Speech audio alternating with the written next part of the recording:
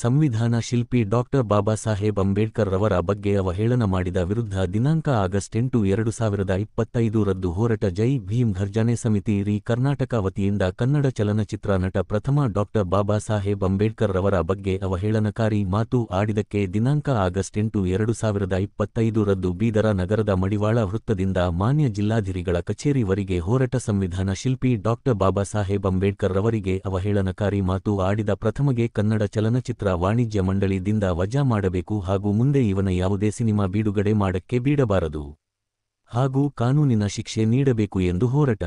ಈ ಸಂದರ್ಭದಲ್ಲಿ ಸಂಸ್ಥಾಪಕ ಅಧ್ಯಕ್ಷರೂ ಆದ ರಾಹುಲ್ ಬಿ ಡಾಂಗೆ, ರಾಜ್ಯ ಕಾಯ 9 ಅಧ್ಯಕ್ಷರು ಪ್ರದೀಪ್ ಕುದರೆ, ರಾಜ್ಯ ಕಾರ್ಯದರ್ಶಿ ಸೂರ್ಯಕಾಂತ ಕಮಾಠಣೆ, ಬೀದರ ಮಹಿಳಾ ಘಟಕ ಜಿಲ್ಲಾ ಅಧ್ಯಕ್ಷರು ಅರುಣ ಕಾಂಬಳೆ, ಕಮಲಬಾಯಿ, ಸಂದೀಪ್ ಕೆರೂರೆ, ಮಾಟಿ 9 ನ ಕಿಂಗ್, ಸುಮಾಲತಾ ಇನ್ನೂ ಅಧ್ಯಕ್ಷರು ಉಪಸ್ಥಿತರಿದ್ದರು.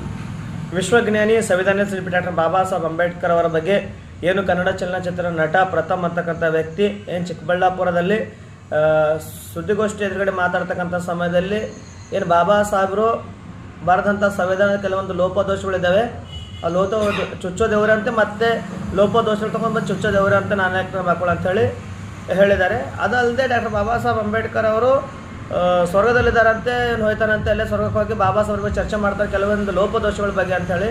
ಇವನೆಂಥ ನಾಲಾಯಕ್ ಒಬ್ಬ ಚೌಕಾರ ಪ್ರಥಮ್ ಅಂತ ಹೇಳ್ಬೋದು. ಯಾಕಂದರೆ ಇಡೀ ಜಗತ್ತಿನಲ್ಲಿ ಶ್ರೇಷ್ಠ ಸಂವಿಧಾನದ ಭಾರತೀಯ ಸಂವಿಧಾನ. ಒಂದೊಂದು ಚುಕ್ಕೆ ಬರಬೇಕಾದ್ರೂ ಕೂಡ ಬಾಬಾ ಸಾಹೇಬರು ತನ್ನ ಇಡೀ ಜೀವನವನ್ನು ಮುಡುಪಾಗಿಟ್ಟು ಭಾರತ ದೇಶದ ಜನರಿಗೋಸ್ಕರ ಸಂವಿಧಾನವನ್ನು ಬರೆದಂಥ ರಚನೆ ಮಾಡಿ ನಮಗನ್ನು ಕೊಟ್ಟಿದ್ದಾರೆ. ಗೊತ್ತು, ನಾವೆಲ್ಲ ಬಾಬಾ ಸಾಹೇಬ್ ಕೊಟ್ಟಂಥ ಭಿಕ್ಷೆಯಲ್ಲಿ ಬದುಕೋದು ಬಂದಗಳು ಇವತ್ತು.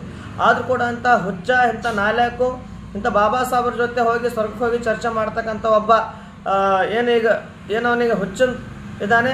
ಆ ಹುಚ್ಚನನ್ನು ಕನ್ನಡ ಚಲನಚಿತ್ರ ವಾಣಿಜ್ಯ ಮಂಡಳಿಯಿಂದ ಅವನಿಗೆ ವಜಾ ಮಾಡಬೇಕು ಮತ್ತು ಮುಂದಿನ ತಿಂಗಳು ಯಾವುದೇ ಸಿನಿಮಾ ರಿಲೀಸ್ ಆಗೋಕ್ಕೆ ಅವಕಾಶ ಮಾಡಿಕೊಡುವ ಅಂಥೇಳಿ ಆದಷ್ಟು ಬೇಗ ನಾವು ಕರ್ನಾಟಕ ಜಮೀನುಗಾರಿ ಸಮಿತಿ ಕರ್ನಾಟಕ ವತಿಯಿಂದ ಬೀದರ್ ನಗರದ ಮಡಿವಾಳ ಸರ್ಕಲ್ದಿಂದ ಮಾನ್ಯ ಜಿಲ್ಲಾಧಿಕಾರಿ ಕಚೇರಿವರೆಗೆ ಉಗ್ರವಾದ ಹೋರಾಟವನ್ನು ದಿನಾಂಕ 8, 2025 ಬೆಳಗ್ಗೆ 10 ಗಂಟೆಗೆ ಪ್ರಾರಂಭ ಮಾಡಿ ಈ ಪ್ರಥಮನ ಕನ್ನಡ ವಾಣಿಜ್ಯ ಮಂಡಳಿ ವಜಾ ಮಾಡಬೇಕಂತೇಳಿ ನಮ್ಮ ಜಮೀನುಗಾರಿ ಸಮಿತಿ ವತಿಯಿಂದ ಹೋರಾಟವನ್ನು ಹಮ್ಮಿಕೊಂಡಿದ್ದೇವೆ.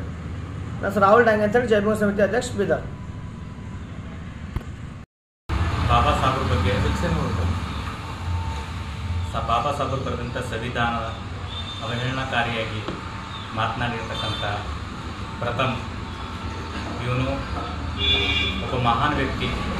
ದೇಶಕ್ಕೆ ಸಂವಿಧಾನ ಕೊಟ್ಟು ಇಡೀ ವಿಶ್ವವೇ ಅವ್ರ ಬಗ್ಗೆ ಹೊಗಳ್ತಾ ಇದೆ, ಇಡೀ ವಿಶ್ವವೇ ಅವ್ರ ಬಗ್ಗೆ ಹೇಳ್ತಾ ಇದೆ.